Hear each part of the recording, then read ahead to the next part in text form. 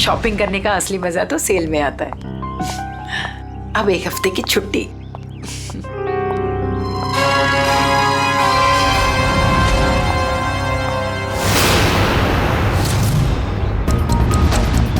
अब घर जाकर मम्मी से कहूंगी कि उनके हाथ की ठंडी लस्सी बना कर दे।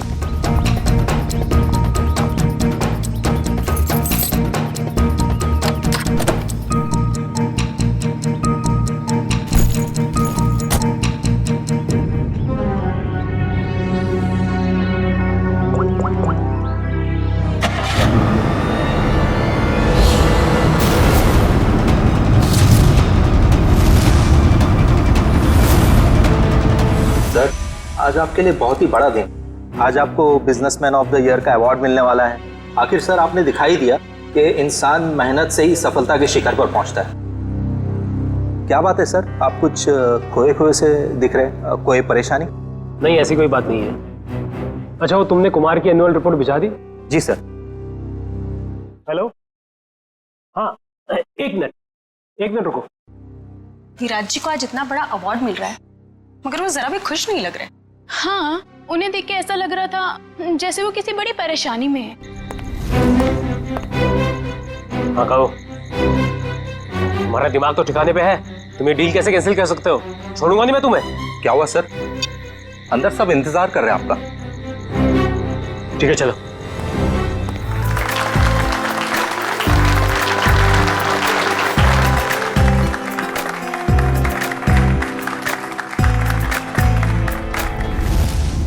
अब वक्त है उस घड़ी का जिसका आप सबको बेसब्री से इंतजार, बिजनेसमैन ऑफ द ईयर का अवार्ड देने का वक्त आ गया है। और इस अवार्ड को देने के लिए मैं बुलाना चाहूंगा इस शहर के जाने माने इंडस्ट्रियलिस्ट मिस्टर श्याम विपुल को।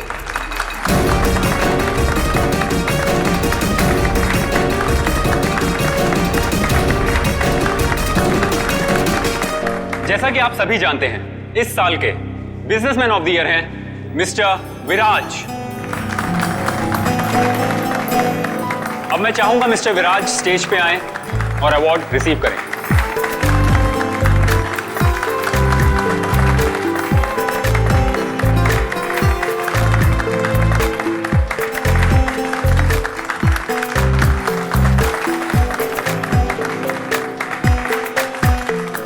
अब मैं चाहूंगा मिस्टर विराज हमारे लिए 2 शब्द कहें।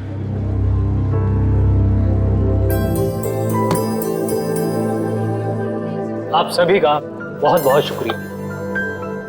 मैं सिर्फ इतना कहना चाहूंगा कि इंसान अगर चाहे तो मेहनत और ईमानदारी के बल पर जिंदगी में कुछ भी हासिल कर सकता है। अरे ये क्या? अरे गोली चली, निकलो यहाँ से। चलो चलो, कहीं हमें ना लग जाए। निकलो यहाँ से।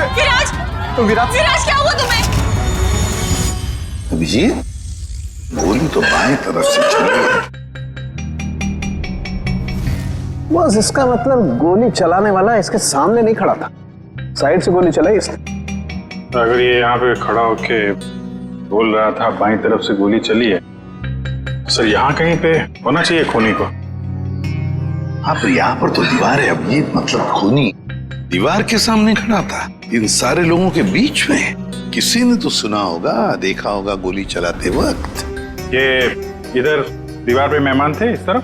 सर 2 या 3। 2 या 3? कितने? सर 3। कौन लोग थे, कुछ याद है आपको? सर गोली की आवाज सुनकर वो लोग भाग गए। जो बचे यहीं बचे हैं। मेहमानों की लिस्ट तो होगी तुम्हारे पास? Yes sir. लाओ। Okay sir. वैसे आप लोगों ने देखा किसी को गोली चलाते हुए? नहीं सर, दरअसल हम सबका ध्यान स्टेज पे चल रहे प्रोग्राम पे था, इसलिए गोली कहाँ से आई वो पता ही नहीं चला।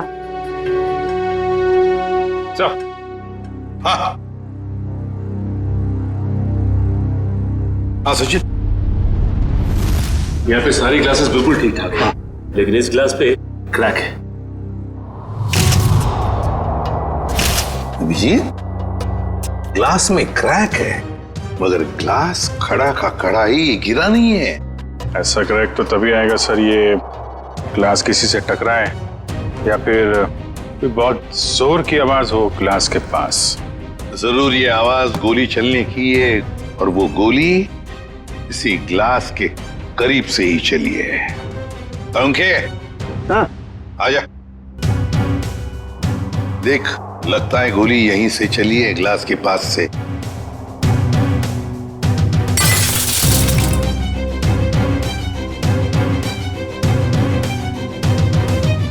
बॉस, देख करके तो ऐसा ही लगता है कि गोली यहीं से चली है। फिर भी 100% श्योर होने के लिए मैं अच्छी तरह से चेक कर लेता हूँ। चेक कर ले।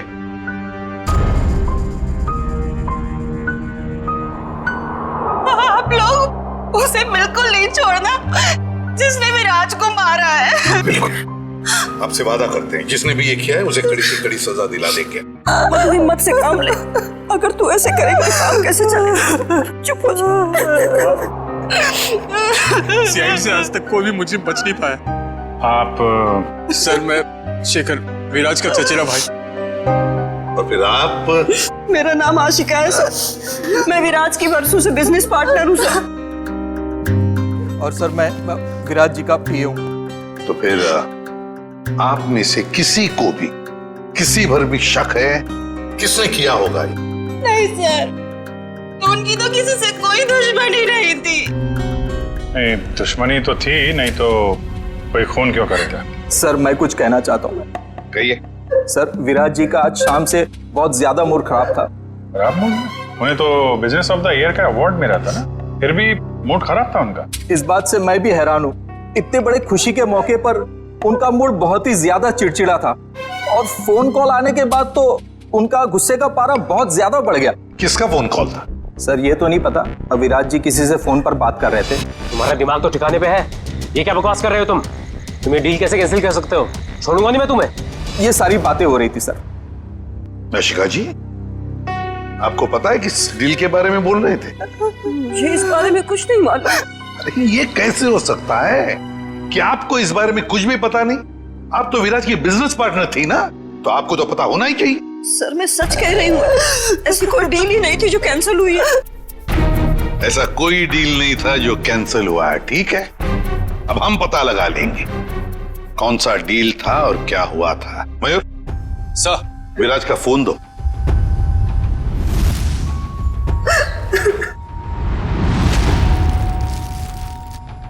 देखो जरा, आखिरी फोन।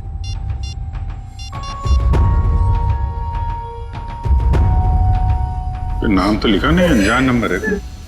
फोन लगा के देखो। फोन बंद आ रहा। फोन बंद आ रहा। अभिजीत, फोन बंद आ रहा है, इसका मतलब है विराज की मौत का जिम्मेदार ये फोन कॉल ही है। पता लगाना पड़ेगा ये फोन नंबर है किसका। मनसा, बेकार की जिद छोड़ दो ना। मम्मा प्लीज समझने की कोशिश करो, मुझे सीआईडी के पास जाना ही होगा, उनसे मदद लेनी होगी। मम्मा नहीं, मैं तुम्हें नहीं जाने दूंगी। फिर से हमला हो गया तुम पर तो। मम्मा प्लीज, मैं जो कर रही हूँ वो ठीक कर रही हूँ, लेट मी डू इट। हाँ, मैं सीआईडी के पास जा रही हूँ, क्या तुम मेरे साथ चलोगे? ओके।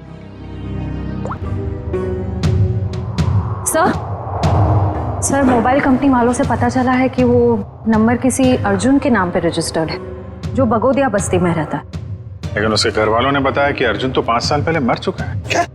और उसका सिम कार्ड कौन इस्तेमाल कर रहा है कुछ पता नहीं। तो बड़ा चालाक है ये खूनी, कोई भी सुराग नहीं छोड़ रहा है। 5 साल पहले मरे हुए आदमी का सिम कार्ड इस्तेमाल करता है और फिर विराज का खून भी करता है।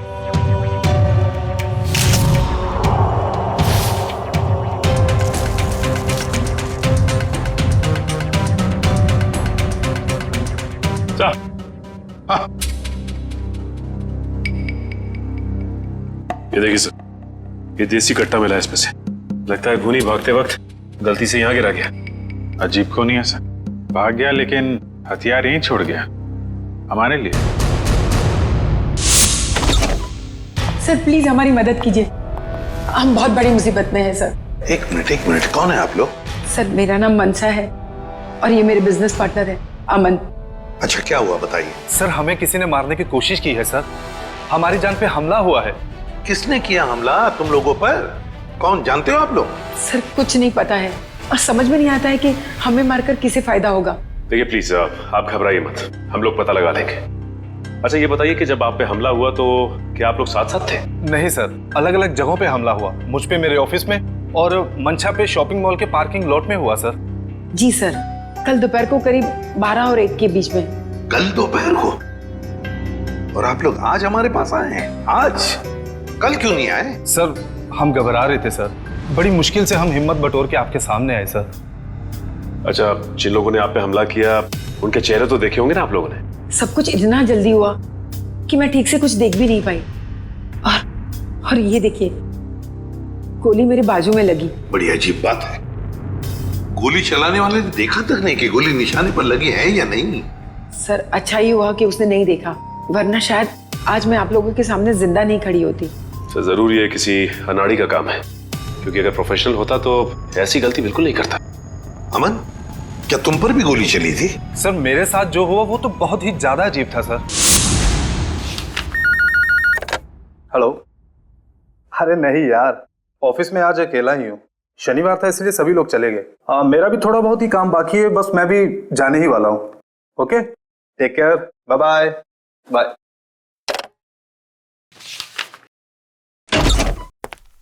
अरे ऑफिस में इस वक्त कौन हो सकता है?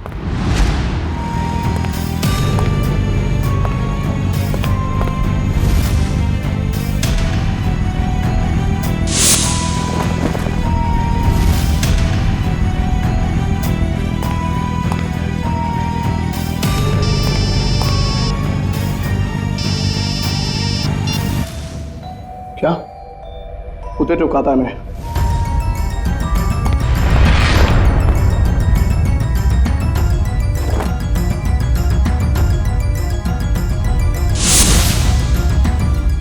सर गोली मारने वाला बिना गोली मारे ही चला गया। वही तो। सर ये तो बहुत अजीब है। सर जो कुछ भी हुआ, कम से कम मेरी जान तो बच गई सर। नहीं, ये तो बड़ी अच्छी बात हो गई। अब आप लोग हमारी एक मदद कीजिए, उनका स्केच बनवाने में। सर स्केच तो बनवा देंगे, मगर ब्यूरो से बाहर जाने से डर लग रहा है सर। कहीं फिर से हम पे हमला हुआ तो? अब आप पर कोई हमला नहीं कर सकता। अब आप लोगों की सुरक्षा की जिम्मेदारी हमारी है।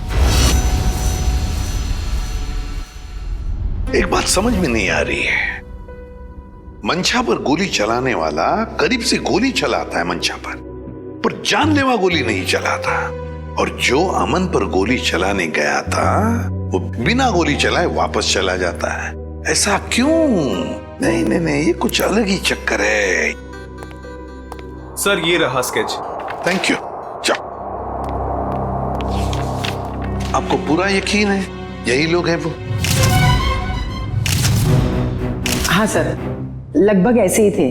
ठीक है, thank you very much.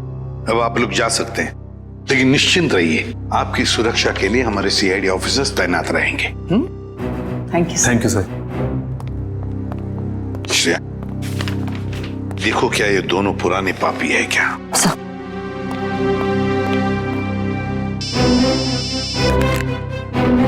Sir के बोल, गोली उसी टेबल पे से चली थी जिस टेबल पर वो वाइन ग्लास था? ओके ठीक है सर। हाँ, मिल गया? नहीं सर, उन दोनों का हमारे डेटाबेस में तो कोई रिकॉर्ड ही नहीं है। कोई भी रिकॉर्ड नहीं है उन दोनों का? अच्छा, एक काम करते हैं, वो मॉल जिसके पार्किंग लॉट में मंशा पर हमला हुआ था और अमन का ऑफिस, इन दोनों जगहों के पास उस वक्त जिस वक्त गोली चली थी, उस वक्त जितने भी सेलफोन्स नेटवर्क में थे उन सब का पता लगाते हैं। पर सर ऐसे तो सैकड़ों लोग होंगे। बिल्कुल, सैकड़ों लोग होंगे, सैकड़ों फोन होंगे, मगर मुजरिम उन्हीं में से ही कोई है, उन्हीं में से ही कोई है जो सबसे करीब थे उस पार्किंग लॉट में मंशा के पास, और सबसे करीब थे अमन के पास उसके ऑफिस में। उन्हीं में से ही है जो सबसे करीब थे इन दोनों के। फ्रेडी और पंकज को बोलो पता लगाने के लिए। सर फंक्शन का फुटेज रेडी है।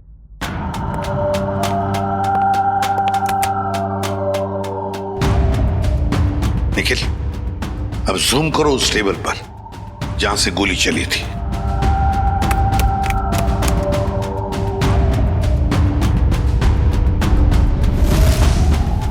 माय गॉड, सर इस टेबल पे तो 3 लड़कियां बैठी हैं। इसका मतलब इनमें से किसी ने विराज पे गोली चलाई।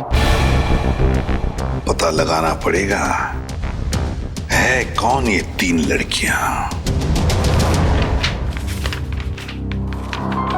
इतनी लंबी लिस्ट, मुझे तो मेरे स्कूल के दिन याद आ रहे हैं और इतिहास के राजा महाराजा के नाम रट रहा हूं।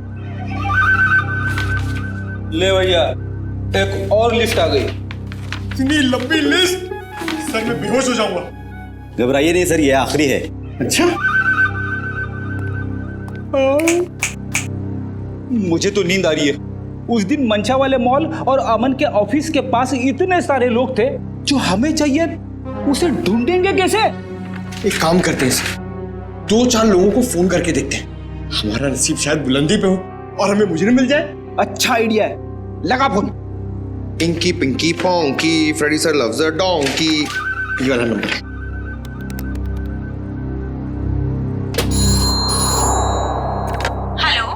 हेलो, क्या नाम है आपका मैडम? तुम्हें क्यों बताऊं? तुम्हें शर्म नहीं आती? अनजान लड़की को फोन करके परेशान करते हो। अरे नहीं मैडम, आप समझ नहीं रही हैं। अगर तुमने मुझे दोबारा फोन किया ना तो मैं सीआईडी को कंप्लेंट कर दूंगी। मैं खुद सीआईडी से हूँ और मैं इंडियन क्रिकेट टीम की कैप्टन हूँ। खबरदार जो फोन किया दोबारा। अरे मैडम, आप समझ क्यों नहीं रही हैं? मेरे पति ने कहा ना तुमसे मुझे फोन करके परेशान करने के लिए। जाओ जाके कह दो उससे मैं 1 पैसा दहेज नहीं देने वाली। दहेज? अबे क्या हुआ पंकज? दहेज का नाम सुन के तेरे पूरे शरीर में 440 वोल्ट का करंट क्यों दौड़ने लगा? अरे सर मत पूछिए, दहेज ही तो मेरी दुखती रग है। सर मेरा पुराना जख्म हरा हो गया। मैं कुछ समझा नहीं। सर आप तो जानते ही हैं, मेरे स्कूल के और कॉलेज के जितने भी फ्रेंड्स हैं सबकी शादी हो चुकी है। मैं ही अकेला बचा हूं कुंवारा। पता है क्यों? क्यों? इस दहेज की वजह से। पंकज, एक सीआईडी ऑफिसर होने के बावजूद भी तुझे दहेज चाहिए? छी, कितनी शर्मनाक बात है ये।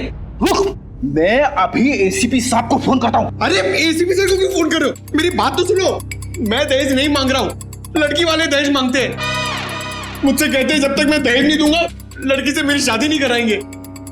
इसलिए तो दहेज का नाम सुनते ही मेरे पसीने छूट जाते हैं सर।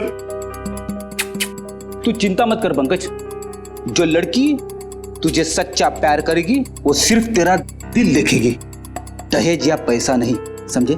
सच्ची सर? हाँ। अब चल, अब ये शादी के सपने देखना बंद कर और काम पे लग जा। काम पे लग जा? लिस्ट इतनी लंबी है। अबे रो क्यों रहा है? चल एक काम करते, देखते हैं इन सारे नंबरों में से ऐसे कौन से 2 नंबर है जो मंशा वाले मॉल और अमन के ऑफिस के सबसे करीब है। देखिए सर,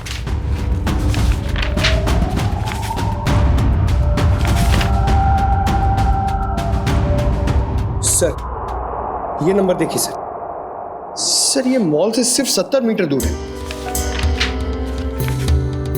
सर ये नंबर देखिए, ये ऑफिस से 20 मीटर दूर है sir. Excuse me. Yes sir. आप जरा बता सकते हैं कि ये और ये 2 नंबर किसके नाम पे? एक मिनट।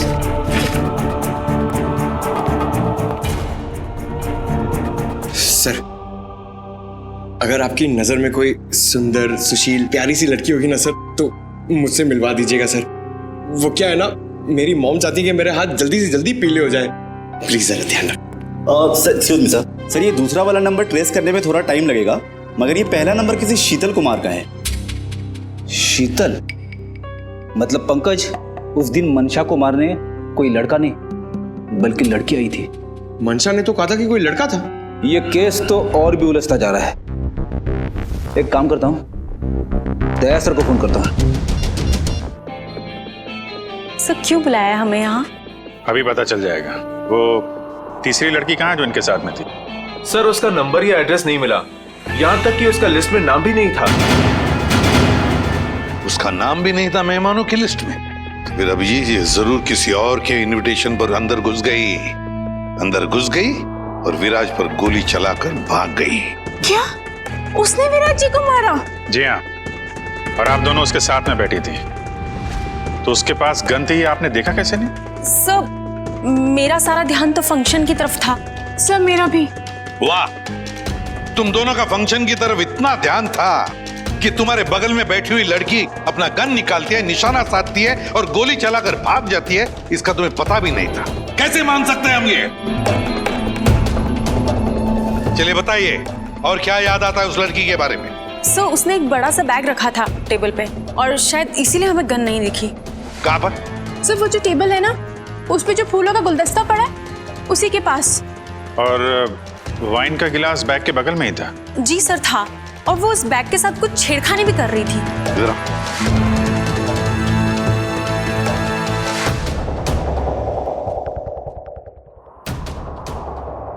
तुम दोनों यहाँ बैठी थी? जी सर। और उसने बैग कहाँ रखी थी? सर उसका बैग यहाँ पर था। और गिलास यहाँ पर? जी जी सर।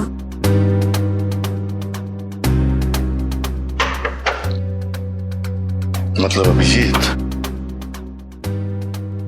बैग के अंदर गन छुपा कर रखी थी। वो कह रही थी ना, छेड़छाड़ कर रही थी बैग के साथ। निशाना साधा उसने और गोली चला दी। सर उसका चेहरा तो हम देख ही चुके हैं, उसकी फोटो टेलीविजन और अखबारों में दे दें सर? हाँ, मगर उससे पहले अभिजीत सीसीटीवी फुटेज चेक करो। सर ये जो दोनों कैमरास हैं ये फंक्शन हॉल के अंदर के हैं और ये मेन गेट का।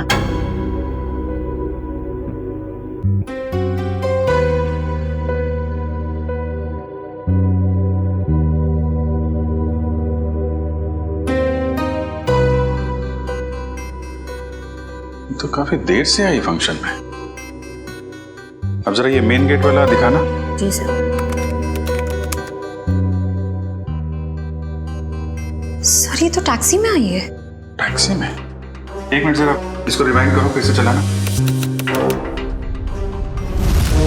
Pause pause. अब जरा ये नंबर प्लेट है ना टैक्सी का, उस पर जूम करो।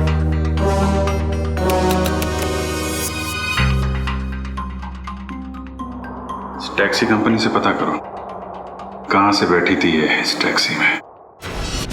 जी हाँ, मैं उसी टैक्सी की बात कर रहा हूँ, VWJA 3856।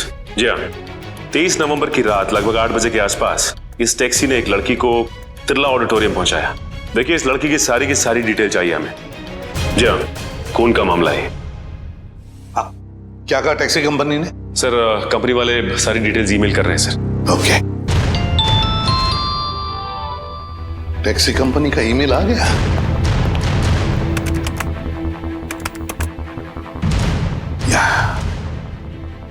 ये रहा उनका मुंबई का रोड मैप और ये है वो लाल डॉट, ये है वो टैक्सी और उस टैक्सी का रूट ये था, ये देखो, तिरला ऑडिटोरियम। मतलब उस लड़की ने टैक्सी ज्वाला रोड से पकड़ी है, ज्वाला रोड से। बहुत होशियार है लड़की सर, इसने टैक्सी अपने घर पे नहीं बुलाई बल्कि भीड़ भाड़ वाली रोड पे बुलाई। लगता है इस लड़की का घर ज्वाला रोड के आसपास ही होगा। निखिल, काम करो, तुम और जयवंती जाओ, ज्वाला रोड जाओ और अच्छी तरह से पूछताछ करो।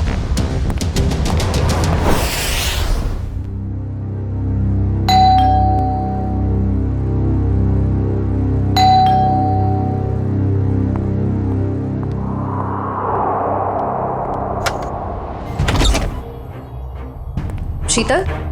क्या? शीतल तुम हो ना? आप लोग क्या कह रहे हैं? ये हेडफोन्स निकालोगी तब सुनाई देगा। I am so sorry. आप लोग तीनों दीपा के कजिन्स हैं, राइट? मैं आप लोग का ही वेट कर रही थी। हम लोग कोई कजिन वजन नहीं है, हम लोग सीआईडी से हैं। सीआईडी? सर सब कुछ ठीक है ना? शनिवार दोपहर 3 बजे तुम मॉल में क्या कर रही थी? कौन सा मॉल? वही मॉल जो जवाहर नगर में है। सर मॉल, मैं कोई मॉल में थी नहीं और जवाहर नगर तो मेरे घर से काफी दूर है, मैं वहां जाती ही नहीं हूँ। देखो शीतल, ड्रामा करने की जरूरत नहीं है। अगर तुम जवाहर नगर नहीं गई थी तो तुम्हारा फोन वहां कैसे पहुंच गया? पर मेरा फोन तो गुम हो चुका है, मेरे पास है ही नहीं। आप लोगों को मिला क्या? ओह, तो फोन मिलने रहा है, बहाने अच्छे हैं, मगर सीआईडी के सामने ये सारे बहाने पिट जाते हैं, क्योंकि हमें यह भी पता है कि इस वक्त आपका फोन कहाँ है। यहीं पर है, घर पे, नेटवर्क यही बता रहा है। पर मेरे पास तो मेरा फोन है ही नहीं और नेटवर्क और सिग्नल, हाँ शायद हो सकता है कि मेरी काम वाली बाई ने चुराया हो। मैं उसे इनफैक्ट निकालने वाली थी काम से। अंदर कौन है? कोई नहीं, शायद चूहा होगा। चूहा, आप लोग कहाँ जा रहे हैं? आप लोग मेरी मर्जी के बगैर मेरे घर में नहीं जा सकते। सुनिए, आप लोग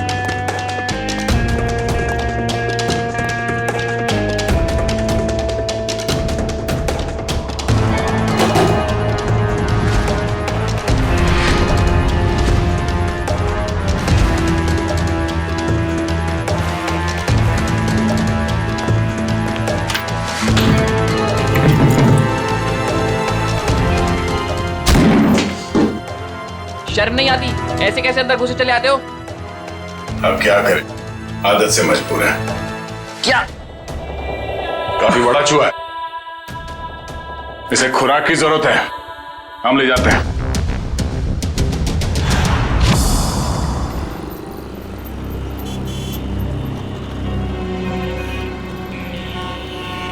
रॉम टैक्सी में यहाँ से बैठी होगी वो, लेकिन उसे टैक्सी यहाँ से क्यों पकड़ी होगी, कहीं और से क्यों नहीं? यही समझ में नहीं आ रहा है। देख भाई निखिल, तेरी समझदारी जरा मैं हिला देती हूँ। तुझे पता है, एक आदमी जब सजदत जाता है तो वो बाहर टहलने निकल पड़ता है। सजने के बाद टहलने क्यों लगता है? डिपेंड करता है, अगर जवान बच्चा हो तो कुड़ियों छुड़ियों पे लाइन मारने निकल पड़ता है, और अगर बुजुर्ग हो तो खुशी में निकल पड़ता है। लेकिन औरतों और लड़कियों का ऐसा नहीं होता। तुझे नहीं पता? नहीं। लड़कियों के बारे में कुछ तो पता होगा। वो कुछ भी नहीं पता? नहीं। शर्मा क्यों रहा है? नहीं वो देख, लड़की औरत जब एक बार तैयार हो जाती है तो वो ज्यादा दूर तक नहीं जाती, मतलब नहीं जाती, जा ही नहीं सकती। मतलब ये कि वो जहाँ तैयार हुई है टैक्सी भी उसने वही बुलाई होगी। मतलब घर के आसपास? बिल्कुल। देखा था ना वीडियो में, कितनी सजी धजी हुई थी। अब इतना मेकअप और लिपस्टिक उसने होटल में बैठ के नहीं किया, घर पे किया होगा। उसका घर यहीं कहीं आसपास होना चाहिए। अब एक बात मैं आपको बताता हूँ। लड़कियों के बारे में? नहीं, बंदा जा रहता है, अक्सर दवाई वगैरह वहीं आसपास से लेता है। होशियार है तू। वो तो चल ढूंढे उसे। एक्सक्यूज मी जी, हमें कुछ चाहिए। प्रिस्क्रिप्शन दिखाओ। ये क्या है? ये प्रिस्क्रिप्शन है। ध्यान से देखो जरा। बात क्या है? देखो, हम सीआईडी से हैं। ये फोटो ध्यान से देखो और बताओ, तुमने पहले इसे कहीं देखा है? तो मेरी? ये तो मेरी। नहीं, मेरी कुछ नहीं लगती। ये तो वही है ना? अरे देखना, ये वही है ना? अरे हाँ, ये तो वही है 11 नंबर बंगले वाली। 11 नंबर वाली? हाँ, 11 नंबर पे रहती है, घर से फोन करती है। बहुत बार घर पे दवाई भेजी हमने इसकी। क्यों, बीमार है क्या? नहीं, हट्टी कट्टी है। 11 नंबर वाली।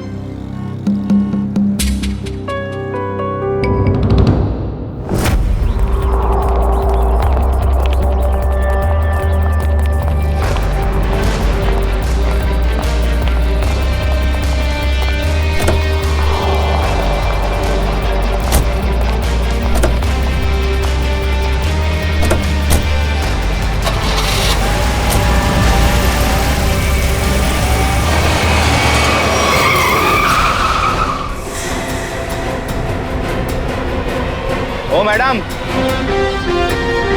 गाड़ी हटाओ।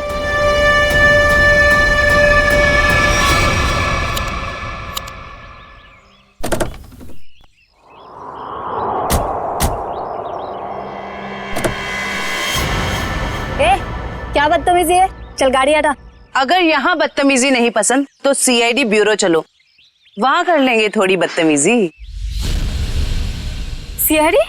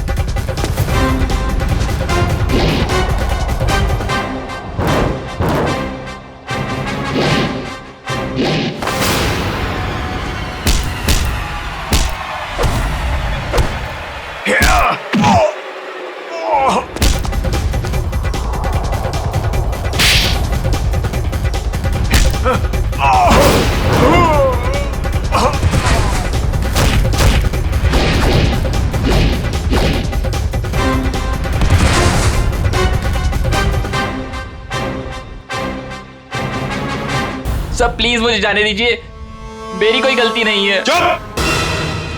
पैसे लेकर लोगों को मारते और कहते हो तुमने कुछ नहीं किया। किसने कहा था तुम्हें मंशा और अमन को मारने के लिए? प्रीतम ने। कौन प्रीतम? वो बड़ी पार्टियों से सुपारी का कॉन्ट्रैक्ट लेता है और हम जैसे लोगों में बांट देता है। मुझे मंशा को मारने के लिए कहा था उसने, और मेरे दोस्त रिंकू को अमन की सुपारी दी थी। मतलब पैसे लेकर लोगों को मारने का पूरा नेटवर्क ये प्रीतम चलाता है। और फिर मंशा और अमन को मारने के लिए प्रीतम को किसने कहा? प्रीतम को किसने कॉन्ट्रैक्ट दिया था? सब विराज ने। विराज? सर इसका मतलब विराज, मंशा और ये अमन का केस आपस में जुड़ा हुआ है। हाँ, पर मजे की बात यह है सचिन कि विराज ने प्रीतम को कॉन्ट्रैक्ट दिया मंशा और अमन को मारने का, और फिर विराज का ही खून हो गया। सर कहीं ऐसा तो नहीं कि अमन और मंशा ने मिलकर विराज को मरवा दिया हो? तो फिर मंशा और अमन हमारे पास क्यों आते? अच्छा, ये तुम्हें सुपारी मिली थी ना मंशा और अमन को मारने की, तो फिर तुम और तुम्हारे दोस्त नाकामयाब कैसे हो गए? नाकामयाब नहीं हुए थे सर, प्रीतम ने आखिरी वक्त पर सुपारी कैंसिल कर दी थी। प्रीतम ने आखिरी वक्त इन दोनों को मारने का प्लान ही कैंसिल कर दिया? क्यों? ये चक्कर क्या है? मुझे तो लगता है विराज की मौत के पीछे इस प्रीतम का हाथ है। दीपिका। जी सर। तुम्हें विराज को मारने के लिए किसने कहा था? प्रीतम ने। प्रीतम ने? सर मगर प्रीतम को किसने कहा होगा विराज को मारने के लिए? वो भी पता चल जाएगा निखिल। सर मुझे कितनी देर यहाँ रुकना पड़ेगा? क्या मैं घर जा सकती हूँ? क्यों? ऐसा कौन सा अच्छा काम किया है जो तुम्हें हम जाने दें? एक खूनी को बचाने की कोशिश की है तुमने, समझे? सब मैं इलेश से प्यार करती हूँ, इसलिए भाग गई थी। तो कौन सा बड़ा काम किया इलेश से प्यार करके? इसे बचाने की कोशिश की तुमने, उसे तो सजा होगी, मगर तुम्हें भी होगी सजा। चले जाओ इसे। चलो। इलेश, तुम्हारे पास प्रीतम का नंबर और एड्रेस तो होगा ना? सर मेरी बात प्रीतम से कभी डायरेक्ट हुई नहीं, हमेशा उसकी सेक्रेटरी जिया से ही बात होती थी। दीपिका, तुम्हारे पास नंबर है प्रीतम का? नहीं, मेरी बात हमेशा उसकी सेक्रेटरी जिया से होती थी। तो फिर सेक्रेटरी जिया का नंबर दो हमें। सर कोई एक नंबर हो तो बताएं, हमेशा नए नए नंबर से फोन करती थी वो। और हाँ, किसे बात है उसकी सारी जानकारी एक लिफाफे में डालकर घर के बाहर रखती थी। नए नए नंबरों से फोन करती थी। बड़ी चालाक समझती है ये अपने आप को सेक्रेटरी जिया, लेकिन उसे पता नहीं अब उसका पाला पड़ा है हमसे, सीआईडी से। अब ज्यादा देर बच नहीं सकती वो। इस जिया ने जिन जिन नंबरों से तुम्हें फोन किया है वो सारे के सारे नंबर चाहिए हमें अभी, इसी वक्त।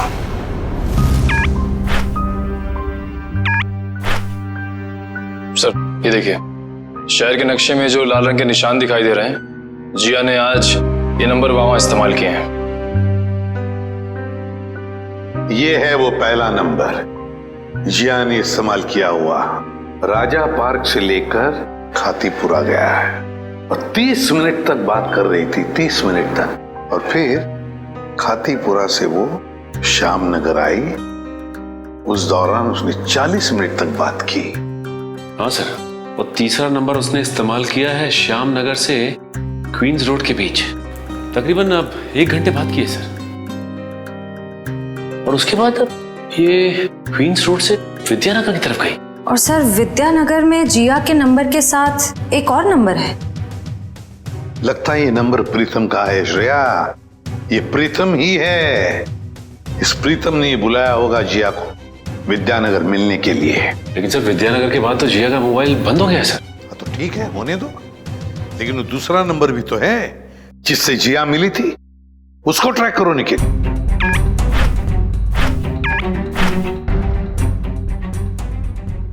सर फिलहाल ये नंबर सिविल लाइन के किसी बंगलो में है, bungalow number 17। Civil Lines bungalow number 17।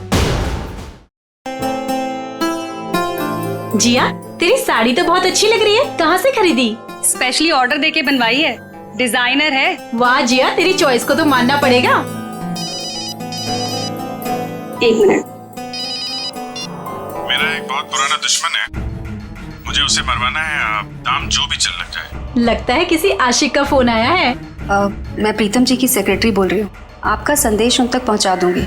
10 lakh लगेंगे। अरे 20 लाख दूंगा, लेकिन वो बचना नहीं चाहिए। बहुत नफरत करते हैं हमसे। ऐसा क्या बिगाड़ा है आपका? मिल के बताता हूँ आपको। लगता है दरवाजे पे कोई आया है। मैं आपको थोड़ी देर में कॉल करती हूँ। आप? नहीं, वो मैं ही हूँ। आपसे मुलाकात भी हो गई। आप कौन है? वैसे तो मेरा नाम अभिजीत है, लोग मुझे सीनियर इंस्पेक्टर अभिजीत के नाम से जानते हैं। सीआईडी में काम करता हूँ। आप किस नाम से बुलाना पसंद करेंगी? सीआईडी का यहाँ क्या काम? अरे फोन पे बताया ना आपको। अच्छा वो, मुझे लगा कोई मजाक कर रहा है तो मैं भी मजाक करने लग गई। सुपारी का लेन देन तुम्हें मजाक लगता है? जिया, ये सब क्या चल रहा है? सॉरी गर्ल्स, पार्टी खत्म हो गई है, आप लोग जा सकती हैं। Thank you very much. चलिए चलिए। चलो चलो। आप सोच भी नहीं सकती आप कितनी बड़ी मुसीबत में फंस गई हैं। देखिए, मैं प्रीतम के लिए काम करती हूँ, लेकिन मैंने आज तक उसे नहीं देखा। वाह सर, अभी तक ये कह रही थी कि प्रीतम को जानती नहीं है, अब कह रही है देखा नहीं है। ऐसा ना हो थोड़ी देर के बाद ये कहें कि ये खुद प्रीतम है। अरे मैं ऐसा क्यों कहूंगी? मैं प्रीतम नहीं हूँ, मैं तो जिया हूँ। जरा आईडी दिखाइए अपना। ID card? हाँ, I card, driving licence, PAN card, passport, कुछ भी नहीं है। नहीं है? ओह, जरा मैडम का बैग चेक कर लीजिए।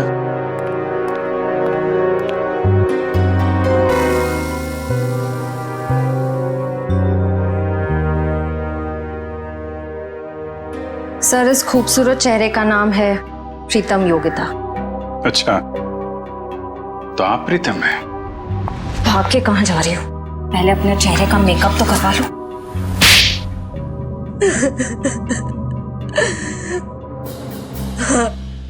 मैं ही प्रीतम हूँ और मैं ही सुपारी लेने का काम करती हूँ। आज की सुपारी किसने दी थी तुम्हें?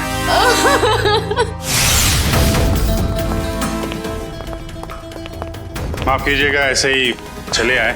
क्या करते, काम बहुत जरूरी था। आपने दीपिका को गिरफ्तार कर लिया? जी, सीआईडी से वो बच नहीं पाई। लेकिन उसने ऐसा क्यों किया? विराज ने उसका क्या बिगाड़ा था? नहीं, विराज ने दीपिका का कुछ नहीं बिगाड़ा था। तो उसने मेरे भाई को क्यों मारा? क्योंकि किसी ने सुपारी दी थी दीपिका को विराज को मारने की। विराज की सुपारी? लेकिन विराज की सुपारी किसने दी? एक ऐसे इंसान ने दी जो इस वक्त यहाँ मौजूद है हमारे बीच में, और जो विराज की मौत पे मगरमच्छ के आंसू बहा रहा था। कौन?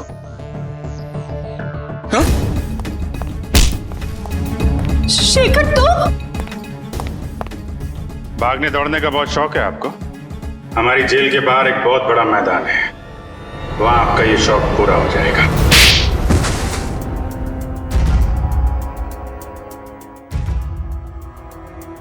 कहने के तो ये हमारा फैमिली बिजनेस था, लेकिन सच तो ये था कि पूरा कारोबार सिर्फ और सिर्फ विराज भैया चलाते थे। और इस बात की तुम्हें जलन थी, हैं? क्यों नहीं होगी जलन? सारी प्रॉपर्टी उनके नाम पे, सारी फैक्ट्रियां, सारी इंडस्ट्री उनके नाम पे थी। भिखारी जैसा महसूस करता था, इसलिए मैंने विराज भैया के प्रतिद्वंदियों अमन और मनसा के साथ हाथ मिला लिया। और तुम तीनों का एक ही मकसद था, विराज की बर्बादी। हाँ, जब विराज भैया को एहसास हुआ कि अमन और मनसा दिन दुगनी रात चौगनी तरक्की कर रहे थे, तो उन्हें बर्दाश्त नहीं हुआ, उन्होंने दोनों की सुपारी दे दी। और इसके पहले कि वो दोनों मारे जाते, तुमने वो सुपारी कैंसिल करवा के विराज की सुपारी दे दी। हाँ, तो क्या गलत किया मैंने? विराज भैया कौन से दूध के धुले हुए थे? हाँ, वो दूध के धुले नहीं थे, लेकिन तुम्हें उन्होंने एक छोटे भाई से ज्यादा अपने बेटे की तरह समझा था। तुमने जो किया है ना शेखर, उसका तो प्रायश्चित तक नहीं हो सकता। प्रायश्चित के लिए बहुत टाइम मिलेगा, जेल की सलाखों के पीछे फांसी का ऑर्डर आने तक।